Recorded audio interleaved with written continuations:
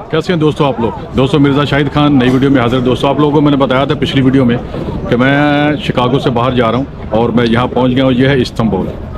तो दोस्तों सबको मेरा सलाम, सल्लल्लाहु अलैहि हबीब सल्लल्लाहु अलैहि मोहम्मद।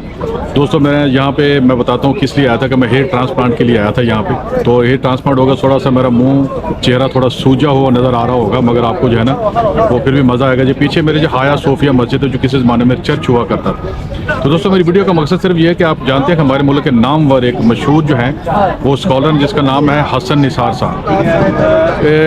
तकरीबन कोरोना वायरस से पहले की बात है मेरे ख्याल में।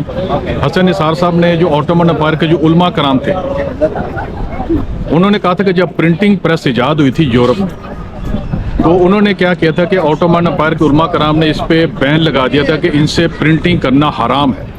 तो हसन निसार साहब ने कोई अच्छे अल्फाज इस्तेमाल नहीं किए थे ऑटोमन एम्पायर उलमा कराम के बारे में।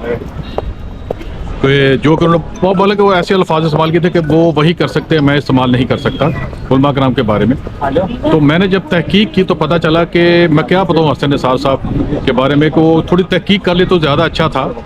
ठीक है, अब उसके बारे में आपको थोड़ी डिटेल बताना चाहता हूँ। तो आप बड़े मेहरबानी वीडियो को आखिर तक आपने देखना है, क्योंकि नए बच्चे जो हैं उनको पता नहीं है कि ये बात कहाँ तक सही है।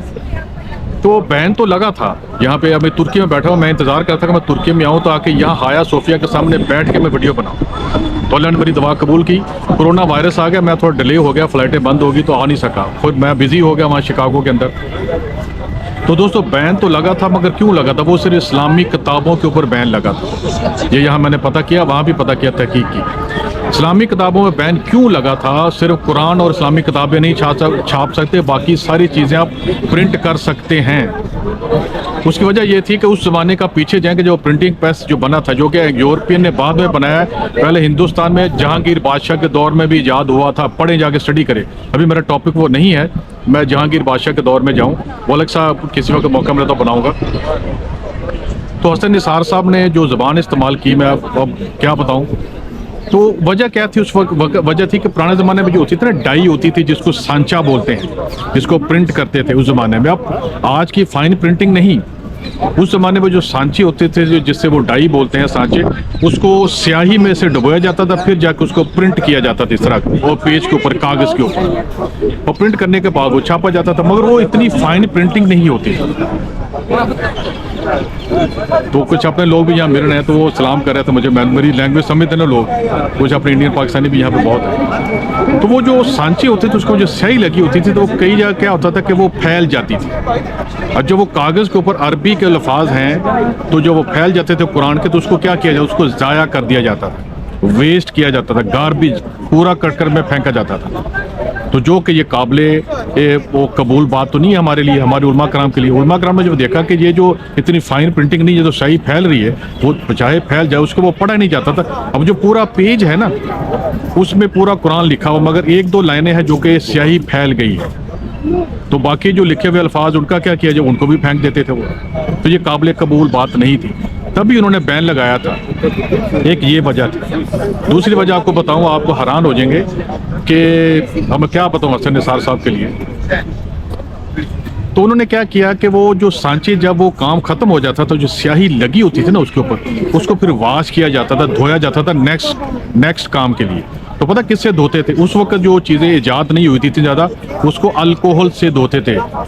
जी हाँ, अब अल्कोहल से धोए हुए सांचे को आप मानते हैं कि उससे कुरान छापा जाना चाहिए? तो उलमा कराम क्या करते?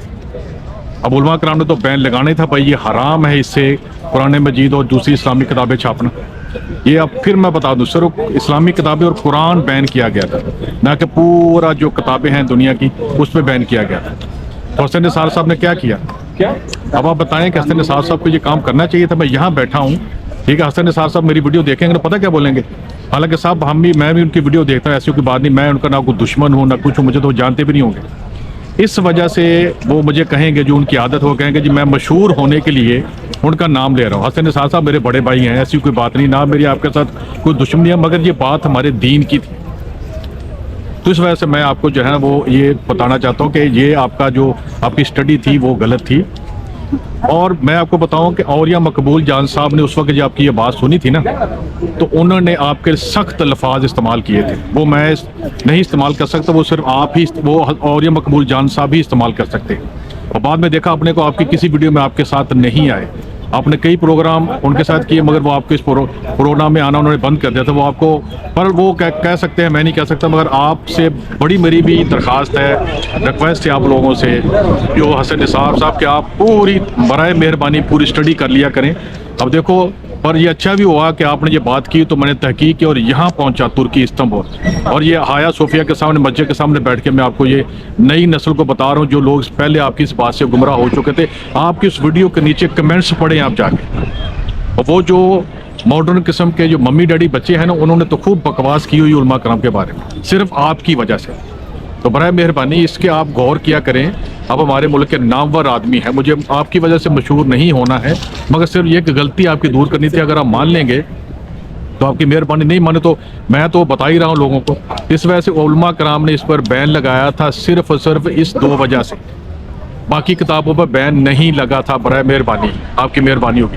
دوستوں، آپ کو ویڈیو اچھی لگی اس کو لائک کریں، شیئر کریں اور میرے چینل کو سبسکرائب کریں، اور انشاءاللہ باقی ویڈیو بھی جا کے پھر دوسری جگہ پہ جا کسی جگہ ملیں گے۔ اور یہ ویڈیو میں نے جو ہے نا وہ بنائی ہوئی ہے، میرا دوسرا چینل بھی ہے جو کہ آپ کو نیچے میں لنک دے دوں گا، اگر آپ نے پورا جو ترکی ہے استنبول، جو میں نے ترکی تو نہیں استنبول میں نے دیکھا ہوا ہے، اور وہ جہاں سے میں نے ہیئر ٹرانسپلانٹ کروایا اس کا بھی آپ کو بتاؤں گا۔ بہت ہی اچھا بندہ ہے اور بہت مہمان نواز آدمی ہے، ٹھیک ہے۔ یہ اس کا ساتھی ہے، دوست ہے جو میرے ساتھ بیٹھا ہے، اس کا نام ایرن ہے۔